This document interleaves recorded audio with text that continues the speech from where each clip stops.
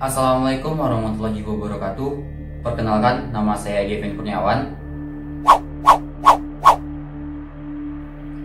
Dalam kesempatan kali ini, saya akan menceritakan salah satu perlawanan yang dilakukan oleh rakyat Indonesia terhadap penjajah, yakni Perang Banjar yang dipimpin oleh Pangeran Antasari. Selamat menyaksikan.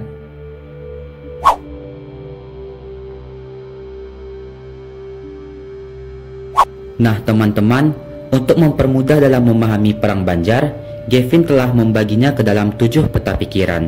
Yang pertama adalah Kesultanan Banjar. Kesultanan Banjar ini pada abad ke-19 meliputi Kalimantan Selatan dan Kalimantan Tengah sekarang. Pusatnya ada di Martapura. Kesultanan ini memiliki posisi yang strategis dalam kegiatan perdagangan dunia.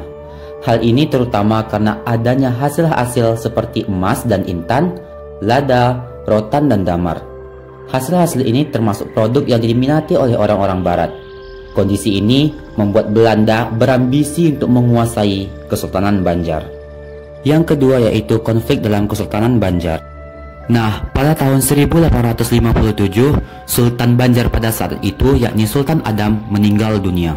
Menurut wasiat, seharusnya yang menjadi sultan penerus adalah Pangeran Hidayatullah.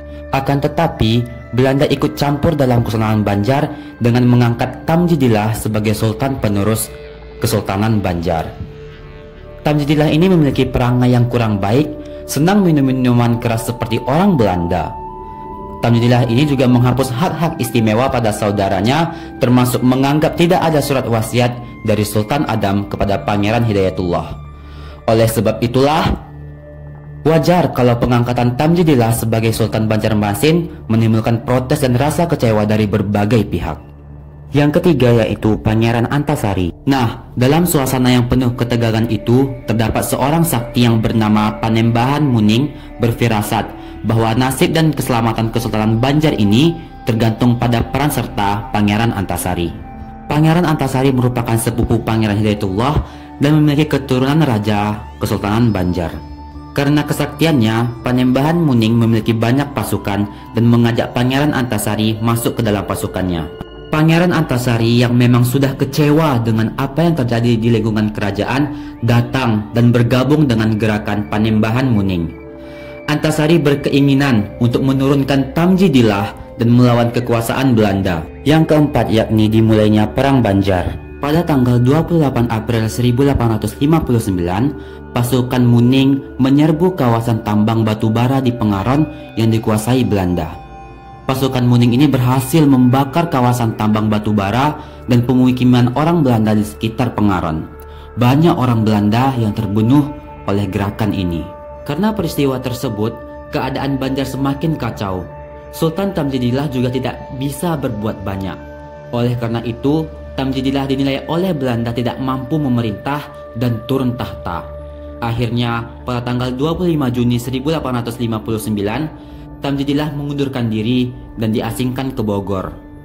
Mulai saat itulah Kesultanan Banjar berada di bawah kendali Belanda. Sementara itu, pasukan Antasari sudah bergerak menyerbu pos-pos Belanda di Martapura. Bulan Agustus 1859, Antasari bersama pasukan Haji Buyasin, Kiai Langlang, Kiai Demang Lehman berhasil menyerang benteng Belanda di Tabanio. Memasuki bulan Agustus-September tahun 1859, pertempuran rakyat Banjar terjadi di 3 lokasi, yakni Banua Lima, Martapura, dan Tanah Laut, serta sepanjang Sungai Barito. Pada bulan September, para petinggi Kesultanan Banjar mengadakan perundingan di Kandangan dengan tokoh-tokoh pejuang lain. Pertemuan ini menghasilkan kesepakatan yang intinya para pemimpin perjuangan Perang Banjar menolak tawaran berunding dengan Belanda dalam merumuskan beberapa siasat perlawanan. Dalam pertemuan itu, semua yang hadir mengangkat sumpah untuk berjuang mengusir penjajah Belanda dari bumi Banjar tanpa kompromi. Haram menyerah wajah sampai kaputing. Para pejuang tidak akan menyerah sampai titik darah penghabisan. Setelah pertemuan itu, perlawanan terus berkobar di berbagai tempat. Yang kelima yakni wafatnya Pangeran Hidayatullah. Seiring berjalannya waktu, kekuatan semakin tidak seimbang. Belanda lebih unggul dalam jumlah pasukan dan senjata. Maka pasukan Hidayatullah dan Demang Lehman menarik mundur pasukannya dan membangun pertahanan di Gunung Madang. Akhirnya, pada tanggal 28 Februari 1862, Hidayatullah berhasil ditangkap bersama anggota keluarganya.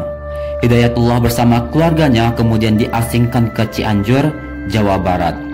Sementara itu, Pangeran Antasari terus melanjutkan perlawanan. Yang keenam yakni perjuangan Pangeran Antasari. Untuk memperkuat kedudukan sebagai pemimpin tertinggi, Pangeran Antasari meneriakkan slogan "Hidup untuk Allah dan mati untuk Allah", sehingga rakyat, alim ulama, dan pejuang mengakui Pangeran Antasari sebagai panembahan Amiruddin Khalifatul Mukminin. Sejarah Perang Banjar semakin mendekati akhir dan kekalahan semakin tampak. Pasukan Belanda dipasok berbagai persediaan dan pasukan bantuan dari Batavia. Karena terus terdesak, Pangeran Antasari memindahkan markas komando di Sungai Teweh. Sayangnya, pada tahun 1862 terjadi wabah penyakit cacar di daerah Banjar. Padahal, Pangeran Antasari dan pasukannya sedang menyiapkan serangan besar-besaran terhadap Belanda. Wabah penyakit cacar ini menyerang dan melemahkan pasukan Banjar, termasuk pemimpinnya, Pangeran Antasari. Akhirnya, pada tanggal 11 Oktober 1862, Pangeran Antasari wafat. Beliau dimakamkan di Taman Makam Perang Banjar, Banjarmasin Utara. Yang terakhir yakni berakhirnya Perang Banjar. Wafatnya Pangeran Antasari, maka berakhir pula lah perlawanan rakyat Banjar. Korban di pihak Banjar lebih dari 6.000 jiwa, sedangkan korban di pihak kolonial Belanda hanya 3.000 sampai 5.000 jiwa, serta 2 kapal uap tenggelam. Setelah perang ini, Belanda semakin menusukkan taring dan kukunya di tanah Kalimantan.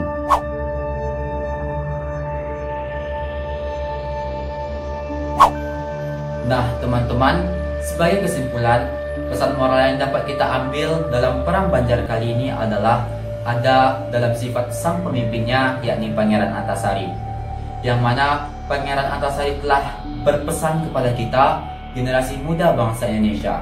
Beberapa di antaranya yaitu haram menyara wajah sampai ke puting, yang artinya kita harus berjuang sampai akhir dengan penuh semangat, jangan patah di tengah jalan. Dan juga jangan pancakut pabadaan kita, yang artinya jangan bertengkar dengan saudara dan teman-teman kita. Kita sebagai generasi muda bangsa Indonesia harus menjaga persatuan dan kesatuan dan beriringan bersama demi menciptakan Indonesia maju. Sekian dari saya. Assalamualaikum warahmatullahi wabarakatuh.